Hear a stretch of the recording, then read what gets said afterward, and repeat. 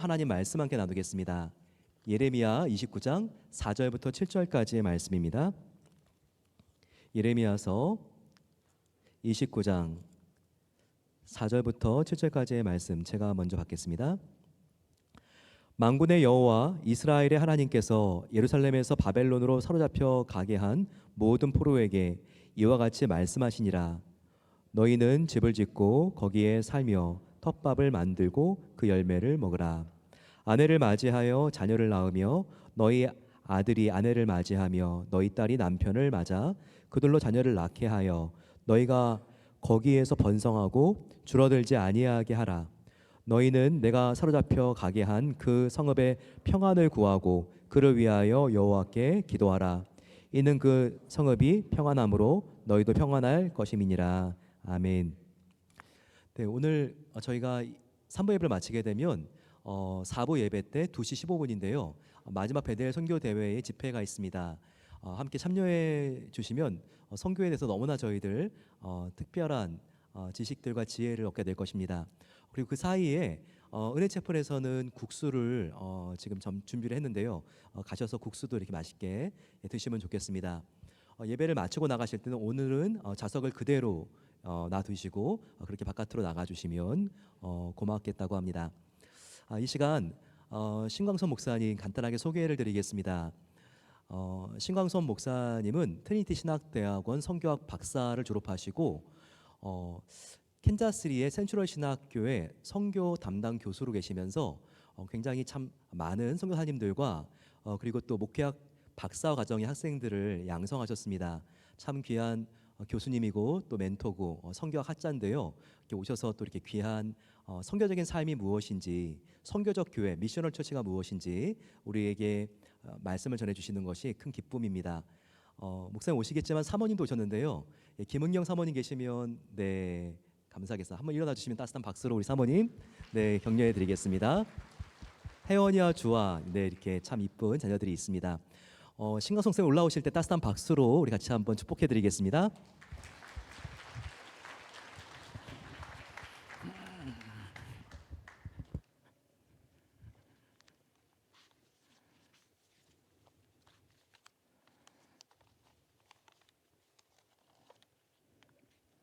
네, 1년에 100명 정도씩 단기 선교에 참여하신다고 이렇게 들었습니다. 많이 지원하세요. 그리고 많이 경험하시고 값비싼 경험이거든요, 사실은요. 굉장히 바쁘고 힘든 삶 속에서 그런 결정을 한다는 건 쉬운 일이 아니에요. 하지만 그런 선교사라는 것이 무엇인지, 선교사의 눈, 선교사의 태도, 선교사의 관점 이런 것들을 여기서는 잘 느끼지 못해도 새로운 외국에 있는 어떤 선교지에 직접 갔을 때 우리는 경험할 수 있게 되는 그런 특권들도 좀 있는 것 같아요. 우리가 그런 것들을 얻을 수 있는 그런 기회들이 더 생길 수 있겠죠. 그런 경험들이요, 돌아와서 일상을 선교적으로 살아가는데도 굉장히 힘이 될 수 있고 지혜를 얻을 수 있고 어떤 인사이트를 얻을 수 있을 것 같습니다. 그래서 많이 격려해 주시고 후원해 주시고 모두 함께 할 수 있으면 참 좋을 것 같아요. 하지만 대부분의 성도들은 단기 선교에 갈 수가 없습니다. 그렇죠? 여러 가지 상황과 형편상 가기가 어려운 것이 사실이에요. 그리고 대부분의 성도들은 어디를 살아가요? 여기를 살아갑니다. 저기가 아니라 여기를 살아가요. 그래서 오늘은 이곳을 우리는 어떻게 살아가야 할 것인가? 이곳에서의 나의 일상은 도대체 어떤 의미를 가지고 있는 것인가? 이런 부분에 대해서 오늘 말씀을 좀 잠깐 좀 나누고자 합니다. 이런 질문을 좀 던질 수 있어요. 누가 도대체 믿음이 좋은 사람인가? 저 친구 참 믿음 좋아. 저 사람 그 누구네 집 아들인데 참 믿음 좋아. 이런 이야기를 들으려면은 어떻게 해야지 그런 평가를 받을 수 있어요, 여러분? 이 교회에서는요. 이 교회는 왠지 단기 선교를 갔다 와야 되는 것 같아요. 근데 그런 평가는 대부분 어떻습니까? 주로 주일 성수라든지 주일 빠지면 틀렸어요. 그리고 주일 빠지면 큰일 나요. 그렇게 되면은 그런 평가를 받기 어렵습니다. 주방 봉사라든지 주차 봉사, 부서에서의 다양한 봉사들 이런 것들을 하면은 굉장히 그런 평가를 받기가 더 쉽겠죠. 그리고 이 교회는 성가대가 시즈널로 있는 것 같아요, 그렇죠? 그래서 찬양팀 앞에서 오늘도 찬양팀이 굉장히 은혜로운 찬양을 인도해 주셔서 감사해요. 그래서 앞에서 드러나게 이렇게 봉사하는 부분들도 더 눈에 띄잖아요, 그렇죠? 저 친구, 저 형제, 저 자매 참 너무 믿음 좋아. 헌금 생활을 한다거나, 그리고 집회나 모임에 참석하는 이런 부분들을 가지고 어떤 믿음의 어떤 성숙도, 헌신 이런 부분들을 우리는 종종 이렇게 평가하곤 하는 것 같아요.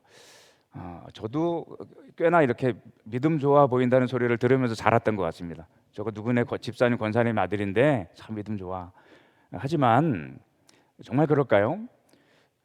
나의 일상의 모습, 평상시의 모습은 정말 그런 평가를 받기에 적절하지 않다라는 것을 나도 알고 하나님도 알고 계세요. 그래서 그런 부분에서 과연 이것이 적절한 평가인가? 왜냐하면 이런 평가들은 대부분 어디 안에서 일어나는 거예요? 교회라는 이 예배당, 빌딩 안에서 일어나는 일들이잖아요. 하지만 우리의 삶은 주로 어디를 살아갑니까? 우리의 대부분의 삶은 이 예배당 안에서 살아가는 것이 아니에요. 우리의 평범한 모든 일상의 삶 속에서 우리는 우리의 삶을 펼쳐나가고 있어요. 그래서 교회 안의 모습만 가지고 그런 평가를 받는 것이 과연 타당한가라는 그런 질문도 생기게 됩니다. 대부분의 시간을 보내는 평범한 나의 일상, 직장, 일터 이런 것들은 도대체 어떤 의미일까 하는 퀘스천을 갖게 돼요. 그래서 창조의 이야기, 우리 어제 정말 오늘 아침까지 귀에 못이 박히도록 참여하셨던 분들은 계속해서 반복적으로 좀 들으셨던 것 같아요. 잠깐만 간단하게 서머리를 해드리자면 창세기 1, 2장은요 창조 이야기를 기록하잖아요. 근데 하나님이 거하시고 그분의 형상을 닮은 인간을 두세요, 이 세상 속에요. 그래서 친히 임재하시는 그런 우주적인 성전을 짓는 이야기가 창세기 1, 2장에 나오는 창조의 이야기예요. 세상이 신과 동등하지는 않지만 그래도 세상은 신성한 하나님의 성전이라는 거죠. 그래서 창세기 1, 2장에 보여주는 인간의 소명은요 왕과 같이 다스리는 그런 소명을 주셨어요. 그래서 하나님처럼 인간도 일하도록 부름을 받았고, 인간은 도구와 문화 그리고 아름다움과 공동체를 일구며 왕과 같이 피조물을 다스리는 그런 역할을 부여받았습니다. 언제요? 인간이 타락하기 이전에 아니면 이후에요? 이전에 말이에요. 이전에. 그리고 여호와 하나님이 그 사람을 이끌어 에덴 동산에 두어 거기서 경작하게 하시고 지키게 하시고 이렇게 기록합니다. 이건 뭐예요? 인간에게 소명으로 주신 동산에서 일은 마치 제사장처럼 하나님을 예배하고 그분께 순종하는 행위였다라고 우리가 볼 수 있습니다. 이것이 바로 인간에게 주신 하나님의 소명이라는 거, 창조 이야기 속에 나오는요. 흔히 우리가 그래서 창조 명령, 문화 명령 뭐 이렇게도 부르는데요. 그냥 쉽게 세상을 돌보는 소명을 모든 인간에게 주셨다, 이렇게 생각하시면 좋겠어요. 뿐만 아니죠. 타락 이후에 이 세상을 하나님의 말씀으로 회개를 명하시고 초청하시고 돌아오게 하시는 구속 명령을 주기도 하셨죠. 구속사역의 정점은 누구예요? 예수 그리스도이시죠. 세상 죄를 지시고 죽으시고 죽음을 이기시고 부활하심으로써 이 구속사역을 완성하십니다. 그래서 교회는요 선지자처럼 예수께서 말씀과 삶을 통해 분부하신 모든 것을 동네와 가정과 도시와 나라와 열방 가운데 가르쳐 지키게 하는 그런 구속명령, 지상명령을 부여받은 그런 공동체이기도 합니다. 그래서 그리스도인들, 교회 공동체는 이 두 가지 소명에 모두 충실할 필요가 있다는 거예요. 어느 한 가지가 더 우월하고 어떤 한 가지가 더 그 밑에 있는 것이 아니라 이 두 가지는 서로 충돌하는 것도 아니고 상호 보완적이고 종합적인 측면에서 우리가 인간에게 주신 두 가지 소명을 이해하고 살아내는 것, 이것이 너무 중요하다라고 말씀을 드리고 싶습니다. 자, 성경의 이야기, 특히 창조 명령은 일을 순전히 도구로서 보는 관점으로부터 소명으로 보는 관점으로의 여정을 떠나게 해줘요. 일을 성공을 위한 수단, 생계를 위해 어쩔 수 없이 일하는 수단 정도로 여긴다거나, 아니면 조금 믿음이 좀 좋은 분들도, 아니면 저도 이렇게 선교단체나 이런 데 있었기 때문에 일이나 이런 것은 전도를 하기 위한 수단 혹은 성경 공부할 사람을 좀 찾기 위한 기회 정도로만 생각하는 경향이 있는 것 같아요. 하지만 성경은 그 일을 누가 창조하셨다고 말해요. 모든 일은 하나님이 창조하셨어요. 그리고 그 자체로 목적을 가지고 있다는 거죠. 단순히 도구적인 목적만 있는 것이 아니라 일과 일상 그 자체가 중요하다는 것, 그 부분을 좀 같이 좀 생각하고 싶습니다. 하나님은 목수에게 관심이 있으세요, 그렇죠? 사람에게. 하지만 목공일에도 관심이 있으세요. 하나님은 의사에도 관심이 있지만 의학 세계에도 관심이 있으세요. 하나님은 예술가에도 관심이 있지만 예술에도 관심이 있으시고요. 환경운동가에게도 관심이 있지만 환경운동에도 관심이 있다는 거죠. 하나님은 일을 창조하셨고 일에 가치와 관심을 두시기에 일은 그 자체로 의미 있고 소중한 그런 존재를 가지고 있다라는 거. 성경에서 그래서 경작하고 다스리고 지키라라고 이렇게 얘기하잖아요. 세상을 돌보면서 그 목적이 무엇일까? 우리 교회에서 많이 쓰는 언어예요. 오늘도 우리 찬양하면서 이 부분을 높여 찬송했어요. 뭐예요? 따라해 볼까요? 하나님의 영광. 하나님의 영광은 우리가 많이 쓰는 말이지만 이게 무슨 뜻인지 참 표현하기가 좀 쉽지가 않아요. 하나님의 영광은 그분의 얼굴을 높여드리는 것, 그분을 높여드리는 것, 그분의 이름을 높여드리는 것, 그리고 그분의 존재로 그냥 이 공간이 꽉 차 있는 거 있잖아요. 이 예배당을 들어오는 순간부터 뭔가 하나님의 임재로 가득 찬 것 같은 이런 것이 하나님의 영광이잖아요. 그 존재가 충만하게 드러나는 것. 그래서 하나님의 영광은 이 예배당 안에만 충만해야 됩니까? 아니에요. 하나님의 영광은 어디에 충만해야 돼요? 온 땅에. 우리가 열방을 높이며 찬양했잖아요. 하나님의 영광은 온 땅에 충만해야 되고 삶의 모든 영역을 가득 채워야 하는 것. 그것이 바로 하나님이 우리에게 일과 일상을 주신 목적이다라고 이야기할 수 있어요. 일과 일상에 대해서 우리는 이 복음적 관점으로의 회복이 좀 필요한 것 같아요. 정말 웬만하면 나는 일찍 은퇴하고 그냥 쉬면서 놀면서 살고 싶어 이런 생각 여러분 해보셨습니까? 저의 꿈이었던 것 같아요. 그렇게 좀 살면 좋겠다라는 생각들. 하지만 일과 일상 자체가 가지고 있는 의미가 무엇일까? 우리 빨간색으로 된 글씨 우리 같이 한번 읽어주세요. 시작. 하나님께 영광을 돌리고 이웃을 사랑하며 자신의 일을 통해 세상에 기여하기 위한 선교적인 기회다. 나에게 주어진 일과 모든 일상, 직업, 비즈니스를 하시는 분들 이것을 단순히 어떤 영리를 위한 내가 잘 되기 위한 그런 것으로만 생각하지 마시고 이러한 복음적 관점에서의 의미가 있다라는 것을 우리가 한번 생각해 보자는 거예요. 예레미야로 좀 가볼까요? 예레미야 29장 잠깐 살펴보겠습니다.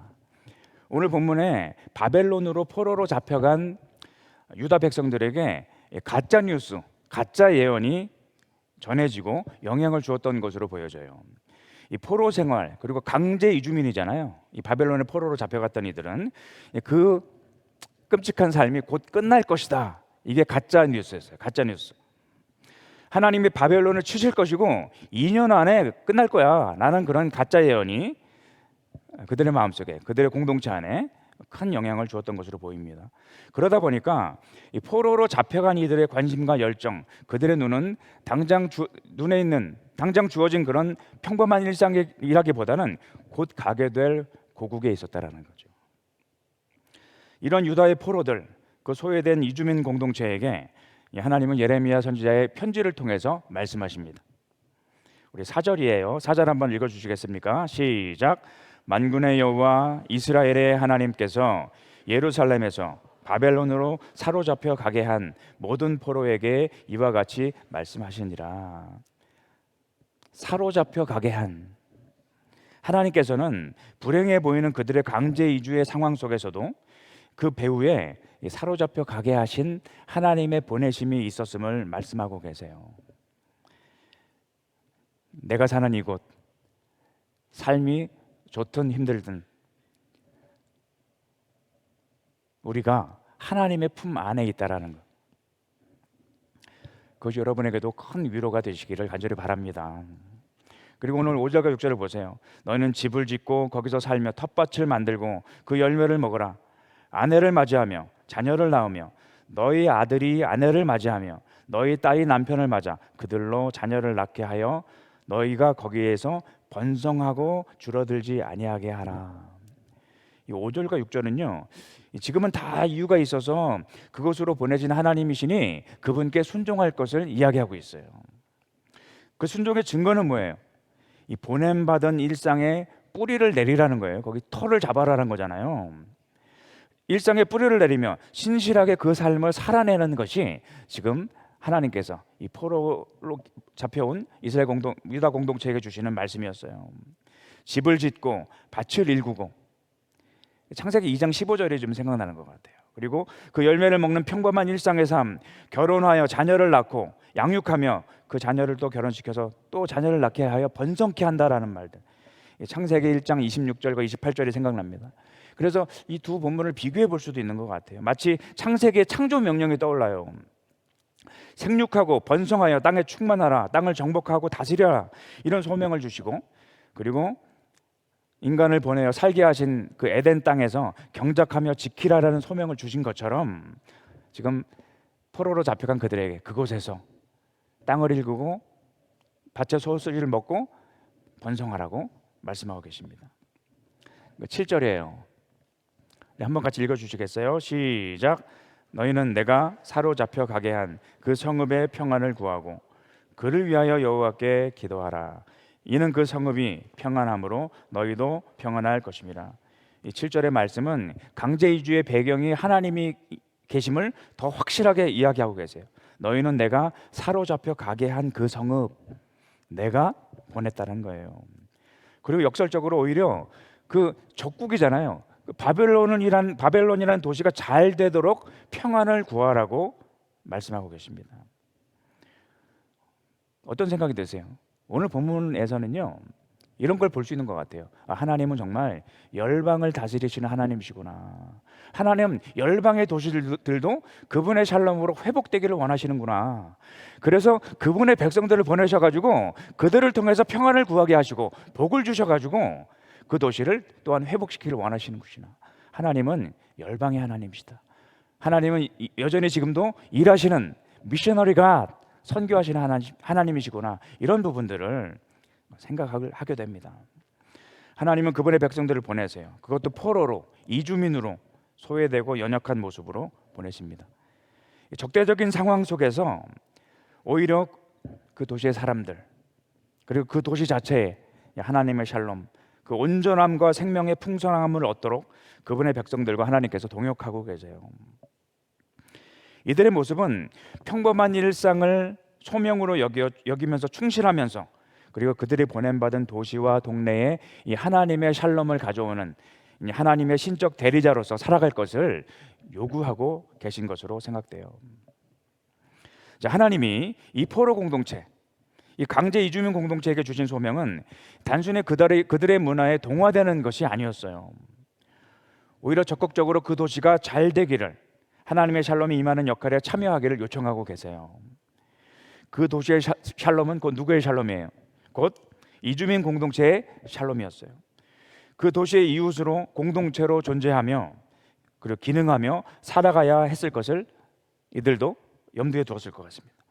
보내진 일상에서 하나님의 선교에 참여하며 산다면 이게 바로 선교적인 삶, 선교사의 삶이 아니고 무엇이겠습니까?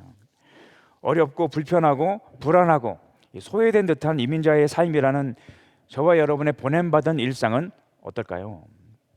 우리가 스스로 고립되기보다는 이웃과 지역사회에 하나님의 샬롬을 가져오는 하나님의 소명의 관점에서 우리가 그것을 이해하고 그렇게 존재하며 살아내는 것, 이것이 저와 여러분을 이곳에 보낸 이유가 아닐까, 이 땅에 보낸 이유가 아닐까, 그리고 그것도 이민자로 살아가게 하신 이유가 아닐까 생각합니다. 곧 돌아갈 테니 대충 견디자. 아니, 이 악한 이방인의 땅이니 적당히 거리를 둬야 돼. 우리 스스로를 지켜 좀 보호해야 돼. 이런 수동적이고 방어적인 태도를 가진 이들이 그 당시 그 공동체 안에도 많지 않았겠습니까? 하지만 선교하시는 하나님, 그들을 이곳으로 보내신 하나님은 일상이라는 하나님의 선교 현장에 충실할 것을 요청하고 계세요. 보냄받은 도시에서 대충 견디기보다는 집을 짓고 뿌리 내리는 것, 단지 우리 가족의 생계를 위해서 열심히 일하는 것도 소중하지만 내가 속한 도시 공동체의 샬롬에도 기여하는 것, 개인적이고 이 가정적인 그런 어떤 종교 생활도 소중하고 의미가 있어요. 하지만 보냄받은 도시의 정의와 안정에 참여하는 그런 진실한 영성으로의 부르심의 흔적들을 우리는 이 본문을 통해서 마주하게 됩니다. 하나님은 또한 그 강제 이주민 공동체로 하여금 그 도시를 위해서 기도하라고 얘기하세요. 기도하라고. 여러분, 이 도시를 위해서 기도하시잖아요. 그렇죠? 선교사들도 그들이 보냄받은 나라와 도시를 위해서 기도합니다. 하나님의 샬롬이 임하기를, 정의와 질서가 회복되기를 소망하면서 그 도시 전체의 유익을 위해서 기도하는 것 또한 보냄받은 선교사들이 하는 일 아니겠어요? 우리만 잘 되는 것이 아니라 내가 보냄받은 속한 이 도시 공동체, 이 지역사회 공동의 유익을 구하는 것은 이 창조 명령을 받은 그리스도인 공동체의 소명입니다. 또한 우리의 말과 행실로 그리스도의 복음을 증언하는 역할도 우리에게 주어졌다라는 것. 이 두 가지의 균형을 잘 지키면서 살아내는 것이 이 교회라는 공동체에게는 너무너무 중요하다고 생각해요. 그런데 이 균형을 지키는 것이 쉽습니까? 어렵습니까? 참 쉽지가 않아요. 균형을 지킨다는 것은요, 이 균형을 지키기가 왜 그렇게 어려울까 하는 생각을 해봐요. 왜 나의 일과 일상은 이 하나님의 일이라는 것하고는 별로 상관없게 느껴지는 것일까? 세상을 돌보는 일과 복음을 전하는 일 사이에서 중심을 잡지 못하는 이유는 무엇일까? 시작점을 좀 점검해 볼 필요가 있어요. 시작점. 이 복음에 대해서 잘못된 시작점을 가지고 내가 시작하고 있는 것은 아닌가라는 거죠. 성경의 첫 시작은 무엇입니까? 성경은 창세기 3장부터 시작해요? 아니에요. 성경은 창세기 1장부터 시작하잖아요. 근데 마치 성경이 창세기 3장의 타락의 이야기부터 시작하는 것처럼 그런 듯한 착각을 하는 경우들이 있다라는 거죠. 창세기 1장의 창조가 아닌 마치 타락부터 시작하는 것처럼 말이에요. 인간이 죄를 지었어요. 타락했어요. 그러니 구원이 필요하잖아요. 이건 참 좋습니다. 훌륭해요. 하지만 여기서 하나님의 궁극적인 의도인 창조에 대한 이해를 놓치게 되는 거예요. 이 세상을 돌보는 것에 대한 소명, 이 부분을 완전히 놓쳐버리게 될 수도 있다라는 거죠. 그래서 마치 성경은 창조, 타락, 구속과 완성이라는 구도를 가지고 우리가 들여다봐야 되는데, 성경을 타락과 구속이라는 구도만 가지고 본다면 세상을 돌보라고 우리를 부르시고 보내신 하나님의 또 다른 소명에 대해서는 우리가 너무 간과하거나 무시하게 될 수도 있다라는 거죠. 성경의 이야기 속에서 발견하는 이 두 가지 모두 귀합니다. 그 균형을 잘 유지하는 것. 그래서 모든 사람들은 자신의 일을 통해서도 세상을 운영하시고 회복하시는 이 하나님의 선교에 참여하도록 부름받았어요. 그리고 이것을 아직 잘 모르는 이들에게 복음을 증언함으로써 그들도 동참할 수 있도록 초청하는 거잖아요. 자, 우리가 이 신성한 것과 세속적인 것에 대한 분리를 거부할 때 우리는 의미 있는 질문을 좀 갖게 돼요. 세상 속에서 나의 일은 하나님의 일과 어떤 관계가 있을까라는 이런 매우 실질적이고 진실한 질문을 할 수 있는 기회를 얻는 거예요. 이런 생각을 하지 않고 그냥 일 지겨워, 언제 끝나나, 빨리 퇴근 시간이 언제고, 이런 생각만 하며 산다거나, 우리에게 주어진 그런 인생은 그것 이상의 의미와 가치가 있는 건 아니겠어요? 그래서 진실하게 한번 물어볼 필요가 있습니다. 하나님, 내 일은 도대체 무슨 의미입니까? 이 아이들 서너 키우는 이런 정말 전쟁터 같은 하루하루의 이런 일상이 도대체 어떤 의미입니까? 하나님, 가르쳐 주세요. 이런 질문을 우리가 진실하게 던질 때 하나님은 우리에게 또 진실하게 답변해 주실 거예요. 이 성경의 이야기들 속에 하나님은요, 그분의 모든 피조물들, 오늘 구름을 준비하시고 비를 내리시는 하나님을 노래했잖아요.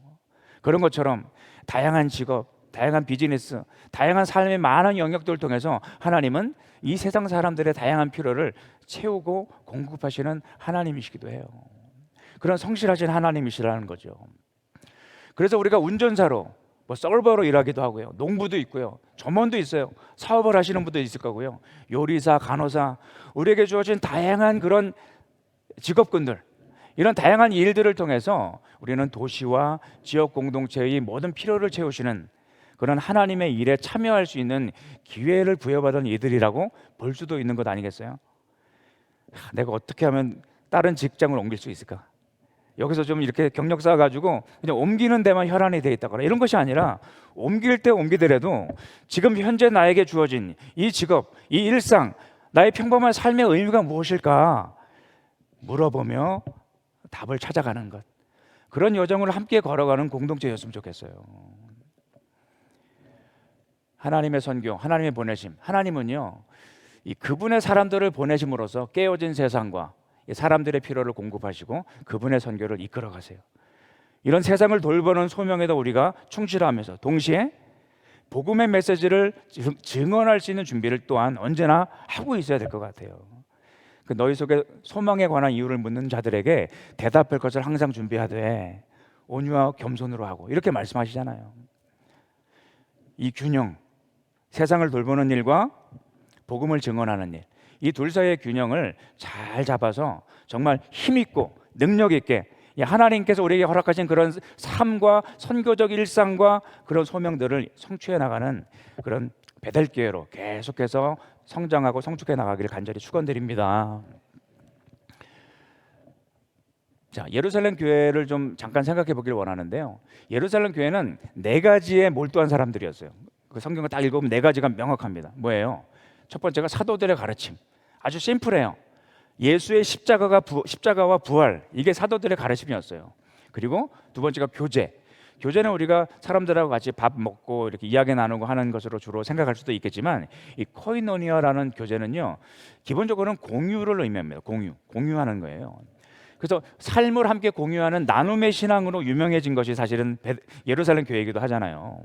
소유물의 나눔은 그리스도와 성령 안에서 공유하는 새로운 삶의 표현이자 새로운 문화를 창출하는 것이었어요. 그 주변의 문화, 다른 공동체와 비교해봐도 이 사람들은 좀 이상한 사람들인 거예요.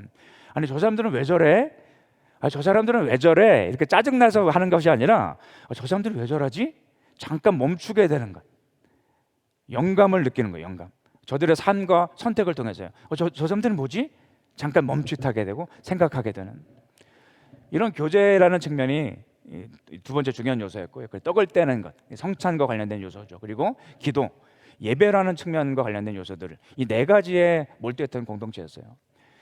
예루살렘 공동체는요, 하나님이 의도하셨던 하나님 나라의 새로운 삶을 드러냈다라고 우리가 볼 수 있지 않겠어요? 권능과 급진적인 관대함, 환대, 공동체적인 연대, 기쁨, 찬양과 감사의 삶, 이런 부분들이 정말 감사할 것 별로 없고 힘든 것이 많은 주변의 공동체와 비교했을 때도 굉장히 눈에 띄는 뭔가 좀 대조를 이루는 공동체의 모습이었다라고 생각할 수 있다는 거죠. 그래서 사도행전 2장 47절 보세요. 우리 같이 시작. 온 백성에게 칭송을, 다시 한번 시작. 온 백성에게 칭송을 받으니 주께서 구원받는 사람을 날마다 더하게 하시리. 그 성경에 넘버 얘기가 가끔 나오거든요. 넘버. 하나님이 그 숫자를 높여주셨대요. 온 백성에게 칭송을 받았다고 이렇게 얘기하세요. 의도적인 선교 활동보다는 예수님을 주님으로 섬기는 이들의 말과 행동, 그리고 공동체적인 삶으로 선교한 그런 증인 공동체로 우리가 예루살렘 교회를 이해할 수도 있겠습니다. 하나님의 나라의 맛을 보게 해주는, 교회는 하나님의 나라의 foretaste, 미리 맛봄이에요. 미리 맛봄. 여러분이 베델교회에서 신앙생활 하시면서 하나님 나라의 맛이 무엇인지를 맛보신 적이 있으세요? 그러면 자랑하시면 돼요. 맛있는 거 먹으면 이거 한번 먹어봐 이러잖아요. 옆 사람한테. 그렇죠? 이 하나님의 나라의 맛을 봤으면 그 맛을 나누면 되는 겁니다. 자랑하면 돼요. 소개하면 되는 거예요. 미주 이민 사회는요, 이런 대조적 공동체로서의 이민교회가 줄 수 있는 임팩이 더 클 수 있다고 생각해요. 왜냐하면 이민교회는요, 이민 공동체 안에서 굉장히 중요한 역할을 차지하고 있잖아요. 사실상이요. 그래서 그런 측면에서 이 대조적인 공동체의 모습을 보여줄 수 있다면 교회가 지옥 같으면 안 되잖아요. 그렇죠? 교회가 천국이어야 돼요. 하나님의 나라가 무엇인지를 맛볼 수 있어야 돼요. 그래서 이런 교회라는 공동체를 큰맘 먹고 정말 노크에서 들어오는, 정말 아직은 하나님을 알지 못하는 이들이 이런 공동체를 통해서 이게 뭐지? 이 사람들은 누구일까? 좀 궁금해질 수 있는 어떤 그런 하나님의 나라의 맛을 나눌 수 있는 그런 대조적인 공동체의 모습을 우리 베들교회가 계속해서 좀 세워나갈 수 있기를 간절히 바랍니다. 자, 공적 광장이라는 개념을 잠깐 간단하게 소개해드리고 싶어요. 크리스토퍼 라이시라는 사람이 하나님 백성의 선교라는 책에서 공적 광장을 좀 소개했어요. 그러면서 이 공적 광장은 뭐냐면요, 그냥 직장을 얘기해요. 마켓플레이스, 우리의 직장 생활. 구약에서는 성문과 법정 이런 의미를 갖고 있어요. 더 게이트. 그래서 사회적인 참여를 통해서 사람들 대부분이 시간을 보내는 공간을 우리는 공적 광장이라고 말할 수 있습니다. 근데 이것은요, 단순히 복음 증거를 위한 수단만이 아니에요. 이런 일상을 통해 하나님이 하시는 선교에 참여하도록 우리는 보냄받았다라는 것. 어디로요? 우리는 주로 선교를 이야기하면은 주로 맨 위에 있는 해외 선교, 선교사 후원 기도 혹은 지역 전도, 요 정도만 우리가 선교다라고 생각하는 경향이 있는 것 같아요. 근데 선교라는 그런 의미를 좀 재정의가 좀 필요하다고 생각하거든요. 그래서 단수형으로 미션은 하나님이 하시는 선교. 선교는 누구의 것이에요? 선교의 주체는 하나님께 있어요. 선교는 하나님이 하시는 선교예요. 복수로 미션스라고 했을 때는 선교 사역 이렇게 좀 번역할 수 있는데요. 그것은 하나님이 하시는 선교에 참여하는 교회의 모든 활동들을 의미합니다. 자, 하나님의 선교, 하나님의 나라는 교회의 중심이에요. 교회는 하나님의 선교 때문에 존재한다라고도 말할 수 있어요. 지역 전도와 해외 선교와 선교사 후원 기도를 통해서 교회는 하나님이 하시는 선교에 참여할 수 있나요? 참여할 수 있겠죠. 일상의 삶과 직업은 어때요? 우리의 일상의 삶과 직업을 통해서도 하나님을 높이고 이웃을 사랑하며 이 세상에 기여할 수 있는 그런 방편으로서 보면서 직장 생활과 일상의 삶을 살아간다면 우리는 그것이 하나님의 선교에 참여하는 방편이 될 수 있나요? 없나요? 있잖아요. 그렇죠? 사회 참여와 지역 봉사, 환경과 생태의 문제들, 그리고 교회의 공동체적인 삶, 사회 정의의 문제에 대해서 내가 참여한다거나 관계 맺음, 섬김, 이런 다양한 영역들, 우리의 삶의 모든 영역들은 하나님이 하시는 선교에 참여하도록 우리를 부르시고 보내신 하나님의 선교의 현장이다라고 이야기할 수 있겠습니다. 여러분의 삶은 그런 의미를 갖고 있어요. 단기 선교 많이 가세요. 근데 거기만이 아니라 여기도 하나님이 여러분들을 택하시고 부르시고 보내신 선교적 현장이라는 것, 이 부분에 대한 여러분의 눈과 귀가 보다 좀 떠지고 열려질 수 있기를 간절히 바랍니다. 교회는 누구예요? 그러면 하나님이 하시는 선교를 위해 세상 속으로 보냄받은 하나님 나라 공동체가 교회라고 믿습니다. 자, 하나님은 성문에 되게 관심이 많으세요. 하나님은 성소에 관심이 많을 것 같잖아요. 그렇죠? 하지만 공적 광장, 성문에 관심이 많다는 거예요. 아모스 5장 12절 읽어볼게요. 너희의 허물이 많고 죄악의 중함을 내가 아노라. 너희는 의인을 학대하며 뇌물을 받고 어디에서요? 성문에서, 성소에서가 아니라 성문에서 궁핍한 자를 억울하게 하는 자로다. 너희는 살기 위하여 선을 구하고 악을 구하지 말지어다. 만군의 하나님 여호와께서 너희의 말과 같이 너희와 함께 하시리라. 너희는 악을 미워하고 선을 사랑하며 어디에서? 성문에서 공의를 세울지어다. 이렇게 말씀하고 계십니다. 그리고 하나님은요, 우리의 일상의 삶을 지켜보고 계신다고도 이야기하고 있어요. 예레미야 보면 이렇게 말합니다. 너희가 도적질하며 살인하며 간음하며 거짓 맹세하며 바알에게 분향하며 너희 알지 못하는 다른 신을 쫓으면서 어디서요? 일상생활에서 말이에요. 일상생활에서. 자, 내 입으로 일컬음을 받는 이 집에 들어와서는, 성소에 들어와서는 내 앞에 서서 말하기를 우리가 구원을 얻었나이다 하느냐, 내가 구원에 확신이 있습니다, 이런 말을 하느냐.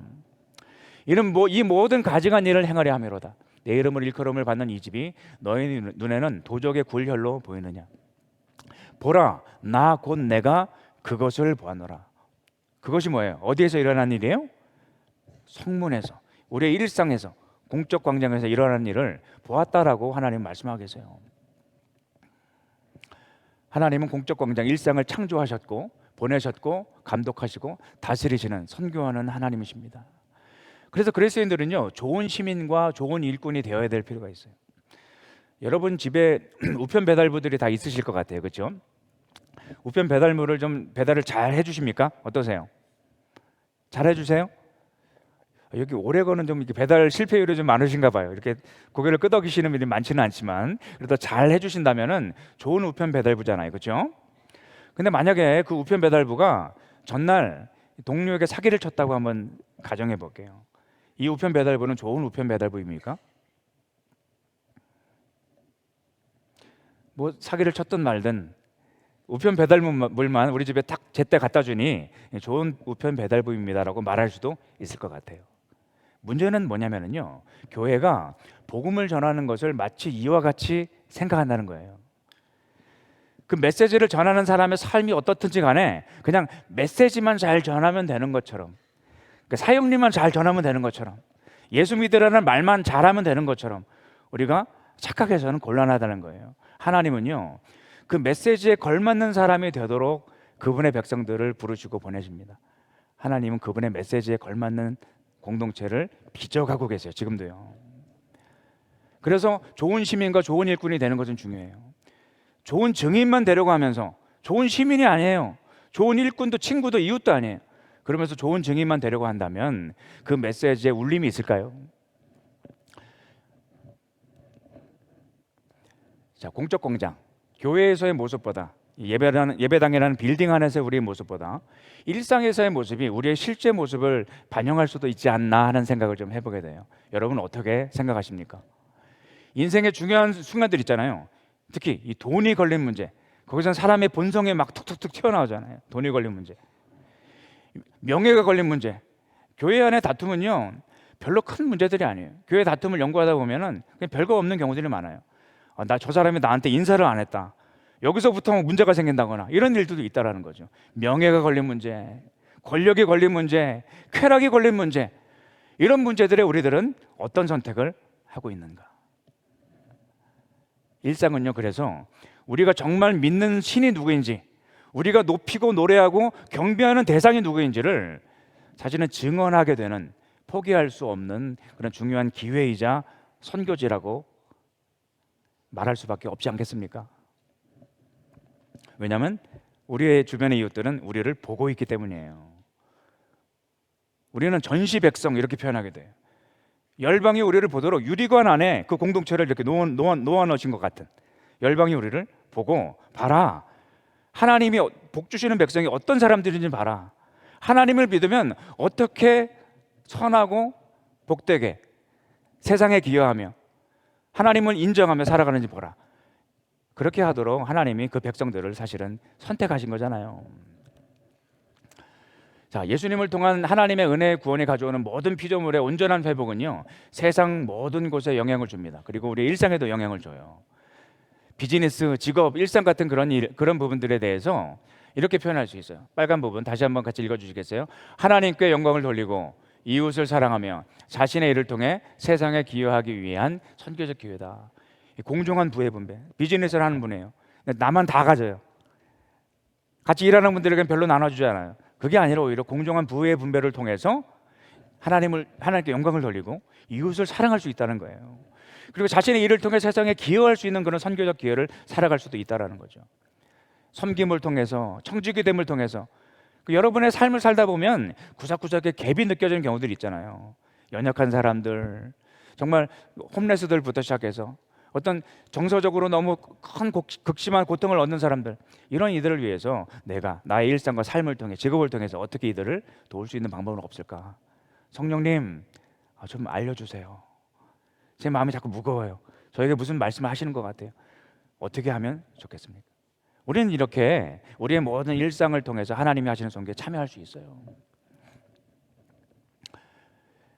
우리는 이 직장에서 개인적인 도덕성을 지키는 일은 직업윤리, 기독교 윤리에서도 굉장히 중요한 부분이잖아요. 그렇죠? 전도하는 건 어때요? 직장 동료들과 복음을 나누는 일, 이런 부분들도 우리가 많이 강조하고, 우리 누구 믿지 않는 누가 있는데 복음을 좀 전하고 싶어요, 기도해 주세요 하면서 때를 봐서 이렇게 복음을 전하기도 합니다. 이 형광색으로 칠해진 저 두 부분만 해도 우리는 정말 대단한 믿음의 사람들이라고 생각해요. 여러분 그렇지 않습니까? 맞아요. 근데요, 그 이상을 요구하는 것 같아요. 그 이상을 더 요구하신다고요? 사회적 렌즈를 가지고도 우리는 이런 윤리나 전도라는 측면을 좀 살펴볼 수 있어요. 사회적 렌즈를 가지고 회사를 바라볼 때 우리 회사가 윤리적으로 보다 책임 있는 조직이 될 수 있는 방법은 없을까? 이런 질문을 또 던져보는 거예요. 이런 질문 누가 던지겠어요? 아무도 던지지 않지 않겠습니까? 어떻게 하면 내가 좀 더 받을 수 있을까? 어떻게 하면 내가 승진할 수 있을까? 이런 질문을 할지 몰라도 어떻게 하면 우리 회사가 윤리적으로도 책임감 있는 조직이 될 수 있을까? 이런 질문을 던지는 사람들, 일상으로 보냄받은 하나님의 선교사들. 전도도 마찬가지예요. 복음의 가치들이 직장의 모든 문화에 영향을 미치도록, 어떤 개인에게 사형리를 전하는 것도 소중하고, 뿐만 아니라 직장의 모든 문화에, 직장 문화들이 있잖아요. 정말 억압적이고 강압적인 문화가 있다면 기도하면서, 하나님, 내가 어떻게 순교자의 마음으로 이런 문화를 위해서 내가 조금 뭔가를 해야 되는 것 같은 이런 마음을 주시는 것은 왜일까요?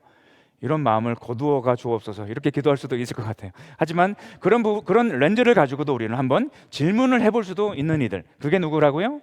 보냄받은 하나님의 선교사 공동체. 보내진 일상에서 그리스도인으로 산다는 것은요, 단지 성실하고 정직하게 일하고 예수님에 대해서 소개도 하고 직장인 성경 공부를 인도하고 참여하는 그 정도만 있는 것이 아니에요. 그것 이상의 의미가 있습니다. 오히려 이를 창조하신 하나님이 내게 일을 주신 이유를 묵상하고 일터, 일상, 이 전체와 조직과 공동체를 향한 하나님의 목적이 무엇인지를 깊이 성찰해 볼 수 있는 여정이 되기도 해요. 참 무거워 보여요. 참 어려워 보입니다. 혼자서는 힘들어요. 곤란해요. 그래서 공동체가 이 부분에 대해서 같이 이야기 나눌 수 있어야 된다고 생각해요. 인커리지 해주고 이런 생각을 하는 사람들에 대해서 격려해 줄 필요가 있다고 생각합니다. 그래서 모든 성도들이 그들이 보냄받은 일상의 의미를 꾸준하고 지속적으로 발견할 수 있도록, 그 속에서도 하나님의 선교에 참여할 수 있도록 서로 도와주고 인정해주고 지지해주는 것, 이런 부분은 너무 중요한 공동체의 문화, 이 교회 공동체가 나가야 되는 문화라고 생각합니다. 그렇지 않은 경우들도 진짜 많아요. 저는 이 베델 공동체에 와가지고 정말 너무 좋은 인상을 받았어요. 제가 개인적으로 이도나 목사님 정말 사랑하고 존경하기도 하지만 그래서 그런 것이만은 아닌 것 같아요. 이 공동체가 보여주는 어떤 그런 모습들, 열정, 헌신, 돌봄, 관심과 기도들, 이런 부분들이 외부인인 저는 더 잘 느껴지지 않겠어요? 여러분은 항상 이런 좋은 곳에 항상 있어서 모르실 수도 있겠지만 외부인들은 오히려 더 예민하게 느끼게 되는 것 같습니다. 하지만 그렇지 않은 경우들은 뭐예요? 교회가 이 예배당 안에서 일어나는 일에만 관심을 가져요. 여기에 얼마나 더 많은 사람들을 동원할 수 있을까야만 관심을 갖는다고 한번 생각해 보세요. 예배당 밖에서 일어나는 일들에 대해서 어떻게 살아가야 될지, 잘 살고는 있는지, 좋은 질문을 던지고는 있는지, 고민은 없는지 묻고 돌아보고 양육하고, 이 교회 조직을 잘 운영하기 위한 제자를 양성하는 것이 아니라 어떤 제자를 양성해야 돼요? 모든 보냄받은 일상에서 하나님의 선교에 참여할 수 있는 하나님 나라 제자로 양성해야 되는 거잖아요. 그게 진정한 제자 훈련이잖아요. 그렇죠? 그래서 그런 부분들에 대한 자기 성찰과 반성들이 정말 어느 때보다 필요한 그런 시대를 우리는 지금 살아가고 있기도 해요. 이 배달 공동체가 주어진 그런 유연함, 창의성, 이런 부분들이 저는 굉장히 인상적이었어요. 다양한 사람들이 각자의 영역에서 관심 분야에 대해서 뭔가를 할 수 있도록 인커리지 해주는 그런 문화들, 이 교회 문화는 함께 세워가는 것이에요. 이런 좋은 문화, 훌륭한 문화가 계속해서 세워나가지고 이걸 통해서 정말 세상을 돌보기도 하는, 복음을 증언하기만 하는 것이 아니라 세상을 돌보기도 하는 그런 공동체로 배달교회가 계속해서 성장해 나가기를 간절히 바랍니다. 이렇게 열심히 또 즐겁게 이렇게 말씀을 나누다 보니까 시간이 또 이렇게 좀 많이 지나가고 있는 것 같아요. 그래서 조금 실천적인 부분을 조금 말씀을 좀 드리면서 말씀을 좀 마무리를 하고 싶습니다. 한 가지는요, 일상 신학이라는 부분을 이야기할 때 교회가 무조건 모임을 만들어가지고 주도해야 된다는 생각을 좀 내려놔도 될 것 같아요. 오히려 우리 동네에서 지역에서 이미 하고 있는 모임들이 있잖아요. 거기에 내가 한번 그냥 조금 제정신 아닌 척하고 한번 가보는 거예요. 용기를 내가지고 기존의 모임들에 한번 참여해 보는 것, 이런 것도 인커리지 할 수 있잖아요. 우리 사랑방에서 우리 이번 달에는 어디 모임에 한번 가보는 걸 목표로 합시다. 한번 해봅시다. 갔다 와서 우리 어땠는지 한번 이야기 한번 나눠볼까요? 지난주 목사님 설교 요약하고 답 달고 이런 것만 하지 말고 많은 교회들이 그런 걸 많이 하는 것 같아요. 그런 것도 중요하지만 일상의 삶을 어떻게 조금 우리가 참여할 수 있을까, 도전할 수 있을까 한번 고민해 볼 수 있는 그런 시간들도 필요하다고 생각합니다. 이 거주하는 도시와 이웃에 대한 관심과 존중, 관대함, 겸손, 이런 건 굉장히 중요하잖아요. 그래서 단기 선교에 대해서는 이따 오후에 잠깐 좀 말씀 나누겠지만 이 중남미로 단기 선교를 많이 가요. 이 북미 지역은 특히 가까우니까. 하지만 열심히 준비하고 막 노력해서 막 선교를 하고 옵니다. 하지만 정작 바로 옆집에 사는 히스패닉들하고는 단 한마디 말도 나누지 않는 그런 일들이 벌어지고 있지는 않은지 한번 성찰해 보는 거예요. 타종국 종교권으로 선교를 가요. 무슬림권으로, 불교권으로, 힌두권으로. 하지만 우리 주변에 무슬림들 얼마나 많아요. 힌두인들도 얼마나 많습니까? 주변의 무슬림, 힌두교인들과는 얘기를 나눠본 적도 없다면 뭔가 내가 왜 그렇지? 내가 저기 가서만 뭔가를 하려는 그런 어떤 모두를 갖고 있는 것 같아 라는 그 자기 성찰도 필요하지 않을까. 그리고 우리 교회라는 공동체는 어떠한가 한번 질문해 볼 필요가 있습니다. 그러니까 스텔스기가 뭐예요? 적진의 그 레이더망에 잡히지 않고 적진 깊숙이 들어가는 그게 스텔스라는 그런 전투기잖아요. 성경에요, 기독교라는 단어는 단 한 번도 나오잖아요. 성경에 그리스도인 한 3번 정도밖에 안 나옵니다. 하지만 제자라는 말은요 260번 이상 등장해요, 성경에. 예수께서 자기에게로 모으시고 보내신 사람들이 바로 제자 공동체예요. 예수님은 파송하세요, 보내세요. 모든 일상 가운데로 말이에요. 또 지역 사람들이 예상할 수 없는, 그러니까 레이더망에 잡히지 않게, 그래서 그런 일상을 살아가는 사람들, 도시를 축복하고 삶을 나누며 당신이 크리스찬이었어? 나 잘 몰랐는데? 좋은 인상을 계속해서 받으면서 그렇게 살아가도록 격려할 수 있는 그런 부분들도 우리가 한번 중요하게 한번 생각해 볼 수 있겠습니다. 네, 당기선교에게는 우리가 오후에 좀 넘기도록 하겠고요. 자, 일상선교에 대해서 조금은 구체적으로 좀 나누고 싶은데요. 자, 선교는 삶에 덧붙이는 무언가가 아니다라고 이야기하고 싶습니다. 선교는 우리가 살아가는 방식이라는 거예요. 여러분 매일 반복하는 일이 있으세요? 매일 직장에 출근한다거나 매일 만나는 사람이 있다거나 그런 루틴이 있잖아요. 그리고 매주 반복하는 일도 있나요? 교회에 매주 일주일에 한 번씩 온다거나 일주일에 한 번씩 무슨 모임에 나간다거나 매월 반복하는 일도 있을 것 같아요. 뭐 한 달에 한 번씩 어떤 무슨 그룹이 있다거나 이런 우리 이미 있는 새로운 뭔가가 아니고요. 여러분의 삶에서 한번 적어보세요. 내가 매일 하는 일, 매일 만나는 사람들, 일주일 단위로, 월 단위로 말이에요. 그 속에서 내가 다른 성도들과 어울릴 수 있는 공동체적인 요소도 찾아볼 수 있어요. 그렇죠? 이렇게 주일에 와서 성도들과 교제를 한다거나 사랑방 모임을 우리가 한다거나 이런 것도 해당되겠죠.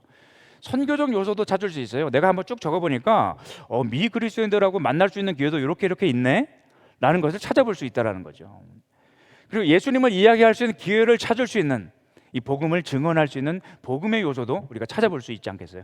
왠지 오늘은 이 사람에게 내가 좀 예수님이 어떤 분인지에 대해서 짧게라도 좀 이야기하고 싶어라는 마음을 주실 수도 있잖아요. 이런 일들은 이미 하고 있는 일들입니까? 이미 하고 있는 일들이에요. 우리의 삶이에요. 그냥 어떤 프로그램이나 모임에 따로 참여해서 해야 하는 것이 아니라는 거죠. 여러분 바쁘세요? 한가하십니까? 이민자들은 정말 바쁜 것 같아요. 정말 바쁘고 분주한 삶을 살아갑니다.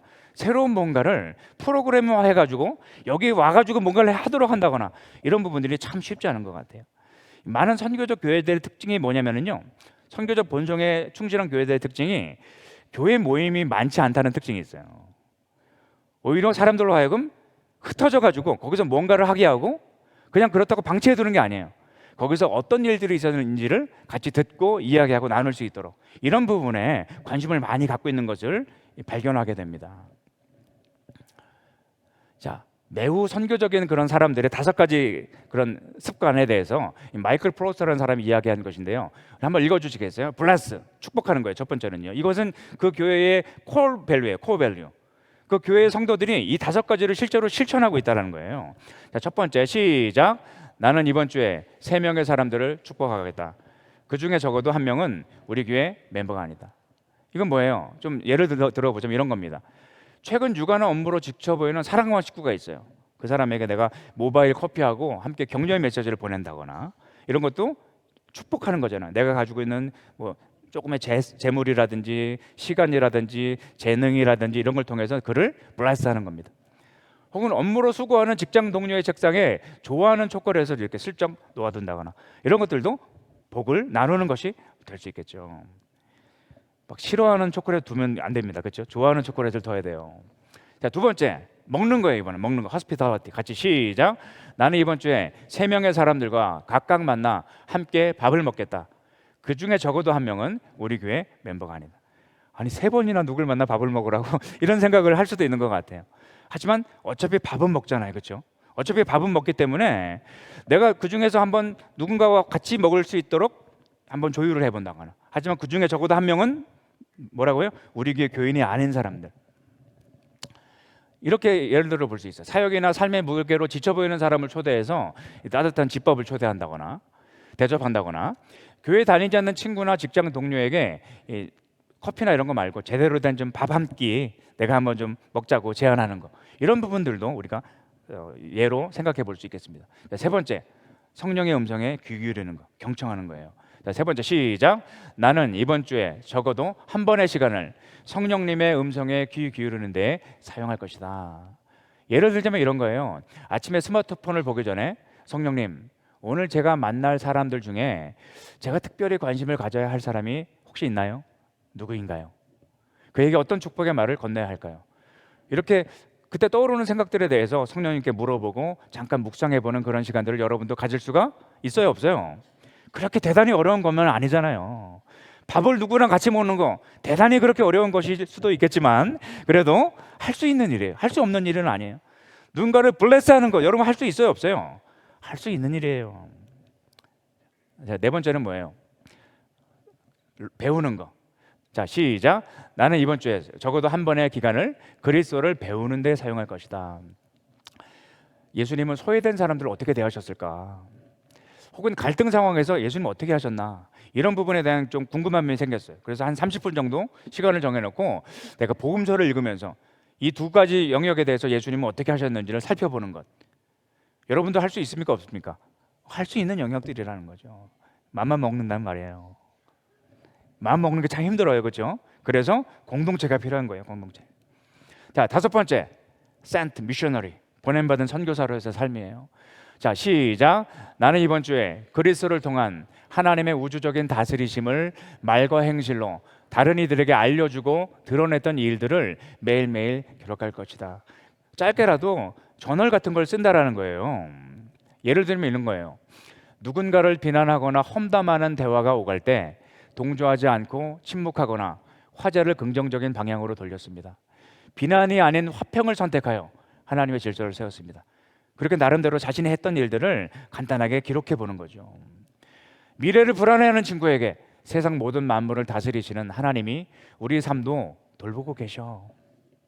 이런 소망의 메시지를 직접적인 말로 전하며 복음의 다스리심을 선포했습니다. 이렇게 적어본다는 거예요. 여러분도 마음만 먹으면 할 수 있어요, 없어요? 돈이 많이 들어갑니까? 어디 멀리 가야 돼요? 휴가 내고 막 이래야 돼요? 그렇지 않더라도 여러분의 주어진 보냄받은 모든 일상에서 할 수 있는 일들이라는 거예요. 우리 마지막으로 한 가지만 더 말씀드리고 마칠게요. 이 선교적 일상을 위한 8가지 제안이라는 게 있어요. 조나단 답슨이 제안한 건데요. 첫 번째는 미그리스도인들과 어울려 밥을 먹어라. 밥 먹는 거 굉장히 중요하다고 여기서도 얘기하는 것 같아요. 특히 기독교만의 서브컬처를 벗어나는 거예요. 항상 우리 교회 사람들 사랑방 식구하고만 만나가지고 차 마시고 식사하지 말고 좀 미그리스도인들하고도 식사를 좀 해보라라는 거죠. 두 번째, 운전하지 말고 걸어라. 기름도 아끼고 지구와 사람도 구하라. 우리는 걸어다니는 게 참 힘들어요, 그렇죠? 하지만 일주일에 한 번 정도 주말에 그냥 동네 한 바퀴 이렇게 돌아보면서 어떤 사람들이 사는지, 어떤 일이 동네의 좀 분위기는 어떤지 이렇게 살펴볼 수 있는 거 아니겠어요? 세 번째, 단골이더라. 관계를 세워 나가라는 거잖아요. 뭐 맛집 투어 하듯이 그냥 다양한 데 하나하나 다 둘러보지 마시고 어떤 한 군데를 한번 정해가지고 계속해서 가면서 단골이 될 수도 있어요. 패스트푸드요, 단골이 될 수도 있다는 걸 저는 깨달았습니다. 저희가 예전에 자주 가던 그 파파이스가 있는데요, 주일마다 항상 갔어요. 같은 시간에. 단골이 됐어요. 이름도 알고 하이 인사도 하고. 그리고 우리가 딱 문을 열고 들어가는 순간 먼저 딱 주문을 알아서 해줘요. 뭘 먹어야 될지 아니까. I'm regular. 단골이에요. 관계를 세워가는 거죠. 관계를. 미그리스도인들과 함께 취미 생활을 하라. 기도하며 의도적이지만 어떤 의도예요? 저 사람을 우리 교회로 데려올 거야 라는 이런 의도보다는요, 내가 지금 하고 있는 이 일이 하나님이 하시는 선교에 참여하는 거야 라는 분명한 의도성을 가지고, 하지만 있는 그대로 진실하게 그 모임에 참석해 보라는 거예요. 동료에게 말을 걸어라. 일만 너무 열심히 하지 마시고 좀 친구도 되고 하나님의 하시는 선교의 그런 노력을 기울이라는 것. 여섯 번째, 이 비영리 단체에 자원봉사를 하라는 것. 많은 이 세상에 있는 다양한 영역에서 고통에 대해서 동감하는 이들이 비영리 단체들 많이 세우는 경향들이 있어요, 그렇죠? 정말 불쌍한 저런 어린 아이들을 위해서 우리가 돕는 뭔가가 좀 필요하지 않을까? 제가 홈레스들을 위해서 우리가 좀 뭔가를 해야 되지 않을까? 이런 다양한 어떤 그런 선한 마음을 주신 이들을 통해서 하나님이 다양한 일들을 지역사회 안에도 하고 계십니다. 이 지역에도요 비영리 단체 얼마나 많을 것 같으세요? 정말 굉장히 많아요. 생각보다요.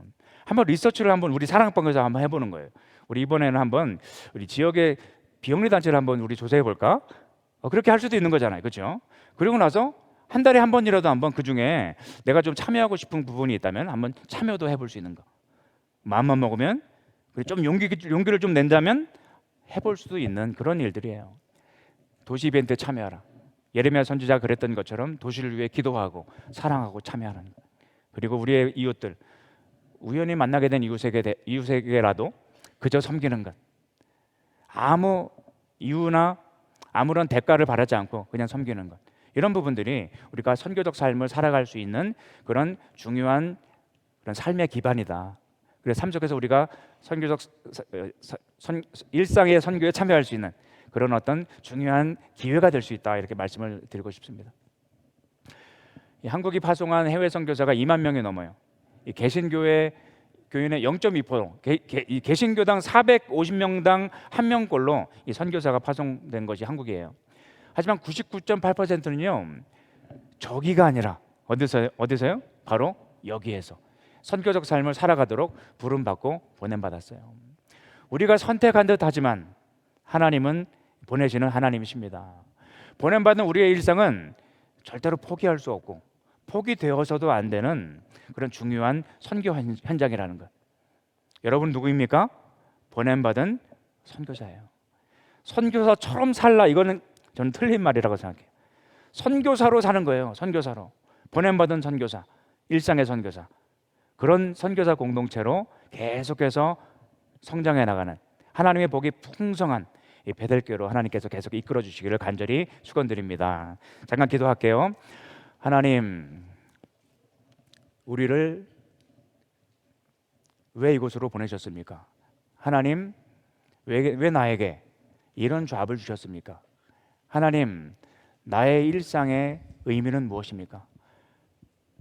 우리가 이렇게 진지하게 진실하게 질문할 때 하나님 답변해 주셔서 우리의 눈과 귀가 열리고 마음이 오픈되고 깨닫고 듣고 보게 하시는 것들을 우리의 삶으로 살아내게 하여 주옵소서. 예수님의 이름으로 기도합니다.